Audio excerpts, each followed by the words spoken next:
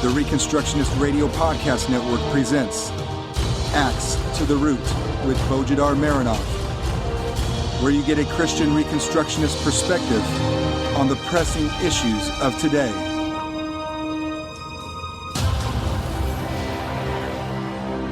Welcome to episode 40 of Axe to the Root podcast, part of the War Room Productions. I'm Bo Marinov, and for the next 20 minutes we will be talking about an ideology that is deeply irrational, has proven to be harmful to great masses of ordinary people, and yet continues to be popular among the same masses of people who have suffered the most from it: economic nationalism.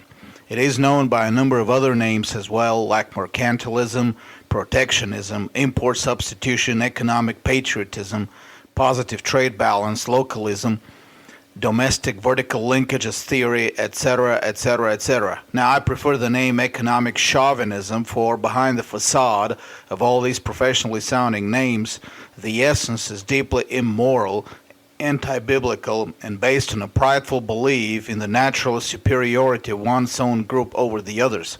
And pride comes before the fall, as we all know. It is also based on a lack of understanding of the nature of man and his economy, which in turn stems from the loss of the concept of dominion mandate under God and in the belief in the divinity of collectives of men, especially of their political governments. What I want to do this week is to take a look at this ideology, show its anti-biblical character and therefore also its irrationality, and lay out the biblical view of economic relations. The essential belief of economic nationalism is that the economic growth and prosperity for a society and its individuals are best achieved when that society is as isolated and independent as possible from outside suppliers. That is, when all the goods and services a society needs are produced within the political boundaries of a nation-state, controlled by a national political and economic elite, with only domestic citizens working to produce them. In its more ambitious version, the ideology envisions also a domestic economy which is export-oriented, that is, not only substitutes domestic production for imports, but also tries to take over markets outside its political borders through subsidies for export. Whereas on the surface the ideology seems to be concerned with production and profit, at its very essence it is a socialist and statist ideology, for it always requires some form of compulsion by the state, whether in blocking imports through tariffs, or in manipulating the money supply, or in government subsidies for industries, which means higher taxes for everyone else, etc., etc., etc. As a funny interlude, I planned the topics for these episodes well ahead. I have a list of topics for probably 100 episodes ahead, and this specific episode's topic was planned about 6 months ago. Ironically, or I should say providentially, this last week Donald Trump provided me with a beautiful example of the folly and irrationality of economic nationalism, which I can use as the main example for this episode. He engaged in a sort of Twitter brawl with BMW over their decision to build a plant in Mexico for production of some of their lower-end models, with some of its production meant for import in the United States. Trump demanded that BMW build their plant in the United States, otherwise he would impose a 35% border tax on their imported vehicles. The idea, of course, is that by building their plant in Mexico and importing in the U.S., BMW somehow has wronged Americans and America. After all, what is seen on the surface is that hard-earned American dollars are leaving the U.S. and going to Mexico. So there, we can use the power of the federal government to keep that money back home. Either BMW builds the plant in the United States, or if their cars are more expensive, people want to buy them and will buy instead American-made cars, which will mean creating more jobs in the U.S. and keeping more money in the U.S. This is a classical example of things seen and things not seen, and of course, as in every case of socialist government propaganda, the things unseen, which are the more important things, are ignored in favor of the things seen, because only the things seen matter when it comes to political propaganda. Now, there's a number of concrete facts behind the whole story, which, when taken into account, clearly show the folly of Trump's threats. First, BMW sales in the United States are an important part of their business, but they're not that important as some may imagine. BMW's annual sales in number of vehicles are approaching the 2.5 million mark. Less than 15% of them, about 360,000, are sold in the United States.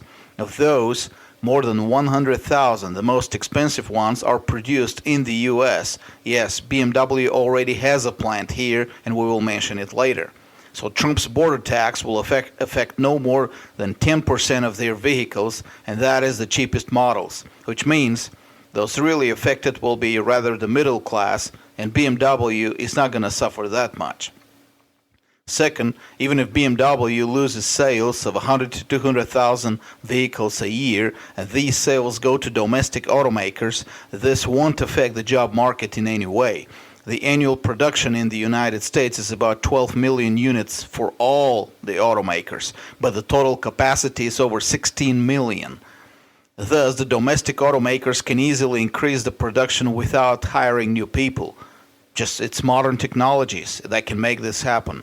Third, such investment decisions are made for decades ahead. In a temporary tantrum by some political figure whose period of power will be 4 or maximum 8 years can't affect them. For BMW, 4 years of lower sales will be preferable to an abrupt change in investment plans for $1 billion, or maybe more. Besides, the Mexico plant is expected to sell to more than 30 countries with whom Mexico has free trade agreements. The U.S. has such agreements with less than 15 countries. Trump may brag about his total wealth, but as impressive as it is less than BMW's profits for 1 year only. BMW can weather several U.S. presidents without having to adjust to their stupidity and socialist propaganda. Fourth, the plant BMW is building in Mexico is a relatively small plant. Its production capacity is about 150,000 vehicles a year, and it will hire no more than 1,500 workers. It's an assembly plant. It's not a full production plant. In the modern world, no company has all of its production facilities in the same place. Even if that plant was moved to the United States, it would still buy the bulk of its materials and parts from where it has always bought them. What would Trump do then? Impose 35% border tax on nuts and bolts? In comparison, BMW already has a plant in the United States, in Greer, South Carolina. This plant hires 8,000 workers, and it is the largest BMW plant in the world, even larger than the BMW plant in Dingolfing, Germany. It produces 400,000 vehicles a year, and this is BMW's higher-end models, and exports 70% of its production abroad, which means if economic nationalism was right, then BMW is doing America a favor.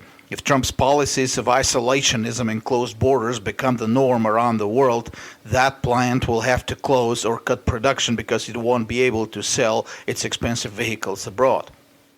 And fifth, the company BMW may have to take some decrease in regional sales, but the real losers will be the hundreds specialized BMW dealerships and service centers in the United States, hiring more than 100,000 people. A drop in sales will drive some of them out of business, thus billions of investment dollars wasted. In our modern world, manufacturing takes an insignificant part of the workforce. BMW global staff is only 122,000. A punishment on the company won't affect it, but it will affect the service companies in the United States. And all that for the public stunt of opening 1,500 or fewer jobs in a plant. To these hard economic facts, we need to add the equally, if not more important, moral consequences. Whenever political propaganda trumps economic realities, the result is an encouragement of dishonesty. Political slogans don't change economic realities or decisions. They only make the economic leaders adopt the language of propaganda in order to avoid trouble. That's what happened under communism in Eastern Europe. Directors of government plants cook data to fit the government propaganda while their plants produce nothing. In the U.S., CEOs will simply adopt Trump's socialist and populist lingo and will present glowing reports of new jobs created while they will continue doing the same things. Such public dishonesty may have serious consequences on the society. But it's unavoidable once an administration makes everyone, including itself, a prisoner of its own false ideology and sloganism. Obamacare should have been a good warning to this effect, but I guess we seldom learn even from our most direct experiences. Not to mention that just like with individuals, when countries are quick to change their government policies based on the personal whims or irrational ideology of this or that politician, this destroys confidence.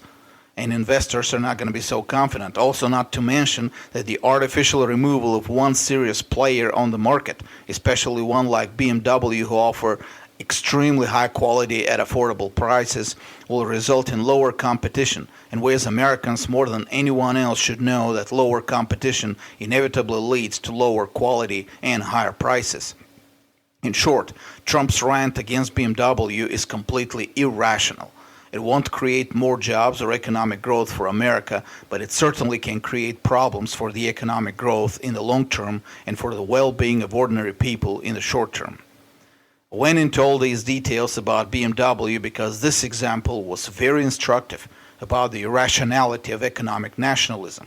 Many, however, are tempted to believe that such irrationality is a side issue, that it is not characteristic to economic nationalism, that one can somehow build rational economic nationalist policy. That is, the same belief that makes many people say communism is a good ideology, it just hasn't been applied properly, or police is good, it's just a few bad apples, or Obamacare is good, we just need to make it work. The truth is, however, that economic nationalism is always irrational. There's never a way to make it work. And the reason it can't be made to work is because that irrationalism is not accidental. There is much more behind it. We have talked before in previous episodes, and Van Til has given us even more insight in his books on what we call the noetic effect of sin. That is, how sin influences our ability to do logic and be rational. But I will repeat it here. Irrationalism is not morally neutral. It always follows from some form of idolatry. When people are illogical, schizophrenic, when they tend to believe in contradictory things at the same time, when they tend to ignore the obvious negative consequences of their own actions and beliefs on themselves, this is because at some deep level, presuppositional level, they have adopted some false religion which has twisted and destroyed their ability to think clearly. Only a self-conscious belief in the triune God of the Bible and His gospel can create the foundation for rational, logical, consistent, coherent thinking, not only in the theoretical disciplines but also in practical ideology. The reason socialists are so irrational and schizophrenic in the face of overwhelming evidence against socialism is not because they're stupid, but because they're self-conscious idolaters. The reason conservatives defend cops even in the face of historical evidence against the existence of police or current evidence about the corruption of police and the Democrat loyalty of the police unions is again because conservatives are idolaters. And the reason why the protectionists continue defending their policies in the face of overwhelming evidence against them is again an idolatry at the bottom of it. A faith that denies God and His Word and denies the meaning and the work of His gospel in history. Now, what is the religion then behind economic nationalism? The key to understanding this religion is in the following. Economic nationalism views economy as a zero-sum game and the world as a zero-growth world. It views the economy as a zero-sum game because, in the eyes of economic nationalists, profit for one person is by necessity loss for another. Wealth is not created, it is only transferred from one place to another, from one person's bank account to another, from one nation to another. It is impossible for all the participants on the market to profit at the same time. When one participant makes a profit, that's because another participant must have suffered a loss. When a company builds a plant in one nation, thus creating jobs, this must be because another nation has lost those jobs. A car imported in the United States must by default be a loss for the United States because there is money going to another country. A car exported from the United States must be a profit for the United States because there is money coming in. Now we will talk in a future episode about the curse of an export-oriented economy. When a company closes its plant in one place and local people lose their jobs, it must be because somebody else has won these jobs. The reason economic nationalists view the economy as a zero-sum game is because they view the world as a stagnant, a zero-growth world. There is no dynamics in history, no development in mankind, moral, technological, industrial, economic. Mankind of today can't be better off than mankind of yesterday, at least in the larger scheme of things. Progress in one place by necessity is achieved by regress in another. Yes, in theory, economic nationalists do play lip service to some theory of progress, but when it comes to practical policies, their first instinct is to assume that growth everywhere at the same time is impossible. It's impossible to have growth in the United States if there is growth in Mexico as well. Thus, economic nationalism is based on deep pessimism about the future, on a belief in the impossibility of progress. That's where its drive to localization and encapsulation comes from. They are its defense against change, because by default, change cannot mean change to the better. It's always change to the worse. When a coal mine shuts down in Virginia, the pessimist can't imagine that this is because better and more efficient sources of energy are available, like oil and gas from fracking, for example. And therefore, in general, the economy is better off. Therefore, the miners need to be encouraged to move to a new occupation. When taxi cabs in New York City lose business because of Uber and Lyft, the pessimist can't imagine that this is because better and more efficient and cheaper ways of transportation are made available by new technologies, and therefore the economy is better off, and therefore taxi drivers should be encouraged to develop technologically. His only solution is to protect the coal mine, whether there is economic sense in it or not, or to ban Uber and Lyft, no matter what the millions of their customers say. Being a pessimist, the economic nationalist can only see the loss of the yesterday's world, and the world of tomorrow is by default a worse world for him. So to protect the yesterday's world from inevitable change, he has to encapsulate himself within borders and enforce stagnation. And since enforcing that stagnation requires enforcing his views on other people, the only logical tool for his defense against the future is the power of the state, and the borders therefore are the political borders within which that state operates. People can profit only at the expense of other people. Thus, state intervention is justified to prevent people from making profit, or to prevent other nations from making profit. In his book, Wages of Destruction, the British historian Adam Tooze shows that this pessimism was the real reason behind the extreme political nationalism of Hitler, behind the economic nationalism of all the Western nations at the time. He shows how Keynesianism, which was adopted by all Western nations at the time, gave no hope for the future. In fact, Keynes himself believed that long-term sustained economic growth was an illusion, and his theory was designed to be a government regulation in a world of zero growth. Tooze shows how Hitler's policies were entirely based on such belief in zero-sum game and zero growth. But Hitler wasn't the only one. Marxist economic theory was based on the same beliefs, that profit for one person is by necessity a loss or exploitation for another. The policies of the communist countries in Eastern Europe were predicated on the same beliefs, hence the closed borders, almost zero imports, and a frantic quest for self-sufficiency. Now witness modern North Korea, if you don't remember Eastern Europe of 40 years ago. The same faith can be seen in the remote tribes in places like the Amazon and Papua New Guinea. Such tribes jealously guard their territories against any stranger and mercilessly kill any stranger that approaches. For a stranger means something new, and anything new is danger, because nothing can be expected of change but a change to the worse. A good example of such pessimism and fear of the future and fear of change and growth we see in the Bible. Genesis 11, the Tower of Babel. Modern preachers following modern political ideologies like to interpret the Tower of Babel as some sort of globalist conspiracy, and then God's judgment on the builders as God supposedly establishing separate isolated nation states. But such interpretation has nothing to do with what the Bible describes. Far from being a globalist conspiracy, it was an attempt at a localized experiment in nationalism and collectivism. These were people who spoke the same language, were of the same genetic stock, who gathered in one place under one political ruler, Nimrod, see Genesis 10:10, and tried to build a collective state. What was their motivation? pessimism, and fear of development. Quote, "Otherwise we will be scattered abroad over the face of the whole earth." Now, scattering was God's plan for mankind. Scattering had to do with his dominion mandate to man to subdue the earth for God's glory. God's answer to their isolationism and nationalism was the confusion of languages. You try to build a collective because of your pessimism and fear, God will always break it down. His answer to encapsulation is making it impossible to live within your own walls. This ideology of zero-sum game and zero growth is, at its very bottom, the good old religion of death. Modern environmentalists follow that religion. For them, using natural resources means by default the destruction of nature.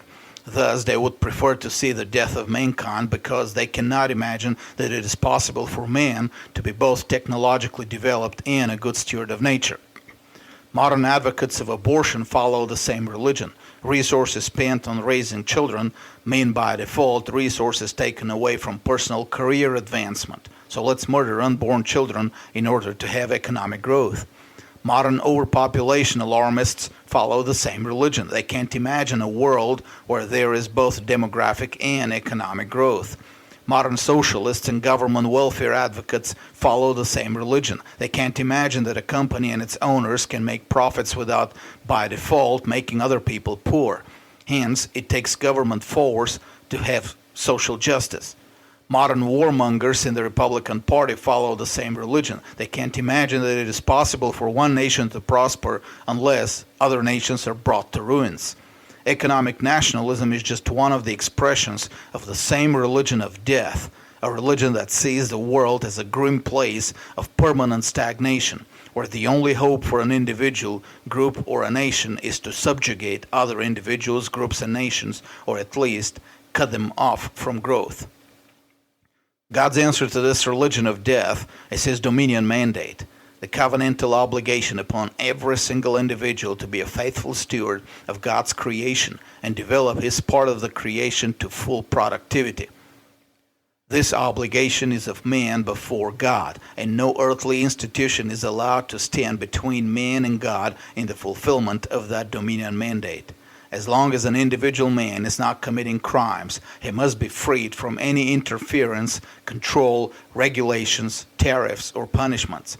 The purpose of political boundaries is to limit the jurisdiction of the state, not to limit the economic choices and decisions of individuals. Any government which uses its power to limit economic choices and decisions of individuals has practically declared itself divine and has therefore established itself as an idol.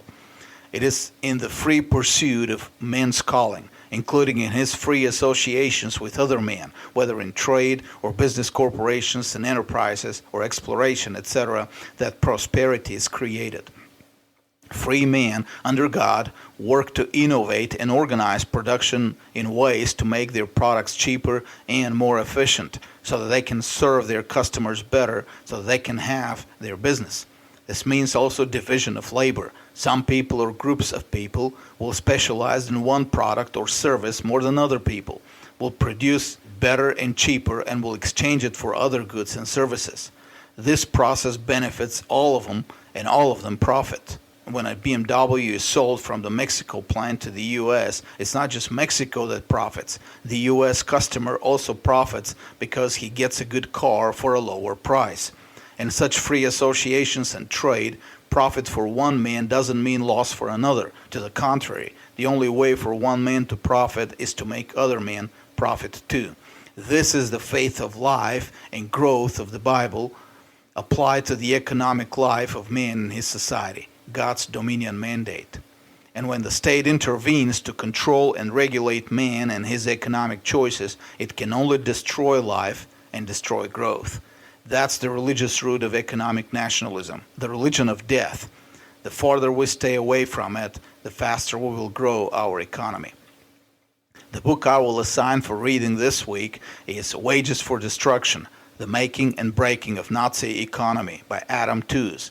The book is a delightful read for any World War II buff. I'm one of them. It looks at the Third Reich from a perspective that is rare, the economic policies of the Nazis. It shows the fatal mistake of the Nazis to view the economy as a zero-sum game and the world as a zero-growth world. The wars that followed were only the logical conclusion from these beliefs. And I will return your attention again to my mission field, Eastern Europe and Bulgarian Reformation ministries. In our work, we have been active in proclaiming not only the basics of the gospel, but also its applications, especially in the areas of economics and government regulations. We have consistently defended free markets, not simply from a rationalist perspective, but from the perspective of the biblical worldview. Help us continue the work. Go to BulgarianReformation.com, subscribe to the newsletter, and donate. And God bless you all. This was a Reconstructionist Radio War Room production. Axe to the Root with Bojidar Marinov. Please visit bojidarmarinov.com and reconstructionistradio.com/Axe to the Root.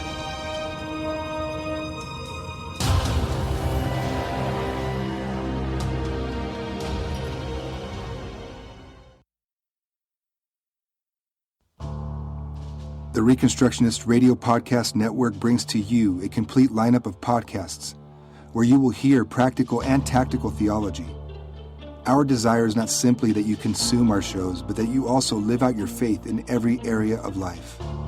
We can talk all day long about these things, but if we fail to put them into practice, then we fail as ambassadors of Jesus Christ, our King. Subscribe now to your favorite Reconstructionist Radio Podcast Network shows. Or you can subscribe to the Reconstructionist Radio Master Feed, where all of the content we produce, including the audiobooks and audio articles, will pop up as soon as they are available. And don't forget to visit reconstructionistradio.com to volunteer as a narrator or to partner with this ministry financially. May the Holy Spirit stir you into action for Christ and His kingdom.